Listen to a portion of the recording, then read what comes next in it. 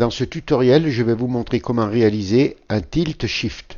C'est un effet de maquette. On part avec une vraie photo et on y donne cet effet. On a l'impression que c'est une maquette, or qu'en réalité c'est une vraie photo. Je vais vous montrer la photo de départ, c'est cette photo. Alors pour que votre effet de maquette soit réussi, il faut que la photo soit prise en hauteur. Vous voyez là, elle aurait été un peu plus haute, ça aurait été encore mieux. Pour réaliser cet effet, il y a plusieurs façons de le réaliser. Alors moi je vais le réaliser d'une façon qui vous permettra avec n'importe quelle version de Photoshop de le faire. On ouvre notre image sur laquelle on veut réaliser notre effet. On vient à droite sur la palette des calques, on fait un petit clic gauche pour la mettre en surimpression et on va la dupliquer. Pour la dupliquer, CTRL J. On reste sur la palette des calques, le calque 0 copie, vous venez à l'arrière du calque, là vous faites un clic droit et on va convertir en objet dynamique. Donc vous venez sur convertir en objet dynamique et vous faites un clic gauche.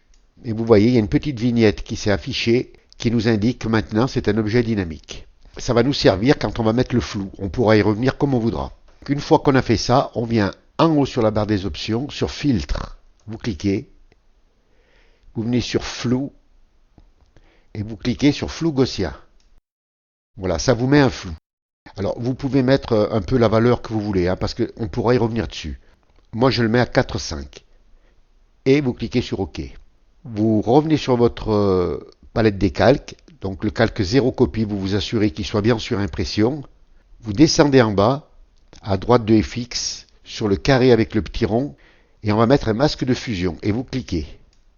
Ça vous met un masque de fusion sur le même calque que votre image. Vous venez à gauche sur la barre des outils. Vous vous assurez que la couleur noire soit la couleur de premier plan. Si c'est comme ça, vous cliquez sur la petite flèche là et vous mettez le noir en premier plan. On reste sur la barre des outils et on va prendre l'outil pinceau. Cliquez et vous cliquez sur outils pinceau. Faites un clic gauche. En haut sur la barre des options, vous vous assurez que votre opacité soit bien à 100%. Vous voyez, moi elle est à 39, donc je la mets à 100%. Vous amenez votre forme sur votre image. Si vous avez une petite croix comme moi, vous enfoncez la touche vermage et la forme s'affiche. Vous faites un clic droit, vous mettez la dureté à 0 et vous réglez votre épaisseur de votre pinceau. Vous voyez, je le mets à peu près à cette taille.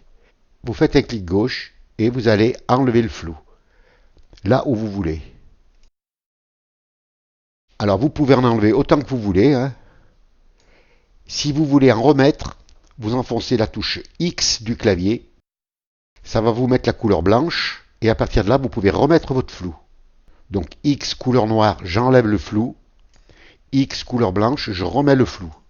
Donc X couleur noire, j'enlève le flou. Et là, comme ça, vous pouvez flouter comme vous voulez. Si par exemple, vous voulez rajouter ou enlever du flou, vous venez à droite sur la palette des calques et vous voyez, du fait qu'on a mis notre image en objet dynamique, vous venez sur flou gaussien et vous faites un double clic.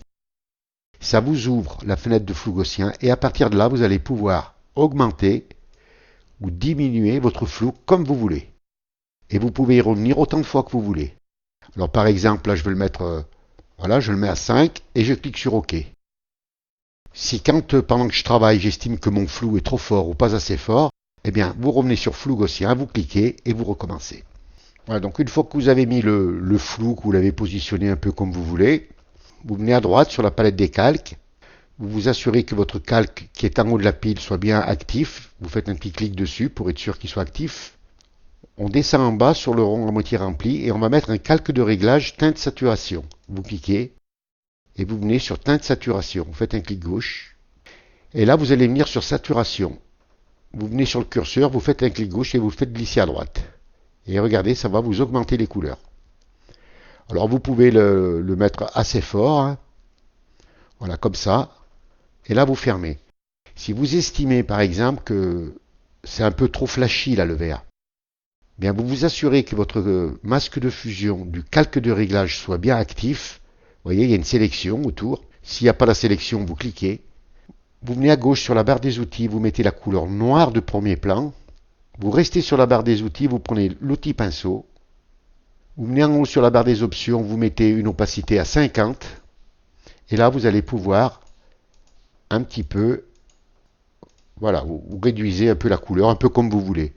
À l'inverse, si vous voulez en remettre, eh bien, vous enfoncez la touche X du clavier, vous avez la couleur blanche qui se met en premier plan, et là, vous allez remettre de la couleur où vous l'avez enlevée. Voilà, et vous pouvez réaliser votre maquette un peu comme vous voulez. Voilà, alors ensuite, eh bien, si vous voulez lui donner un effet encore plus réel, eh bien, vous faites comme j'ai fait moi, vous mettez un chat, hein, vous mettez une main, enfin quelque chose, mais vous voyez, l'effet est tout à fait réaliste. On dirait vraiment maintenant une maquette. Alors plus vous pousserez sur les couleurs, hein, meilleur ça sera, hein, puisque les maquettes, quand on les voit, hein, c'est des couleurs assez flashy.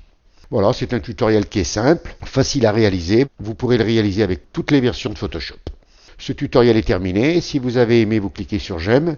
Si vous avez des questions, n'hésitez pas à les poser. Abonnez-vous à la chaîne. Je vous dis au revoir, merci et à bientôt pour un nouveau tuto.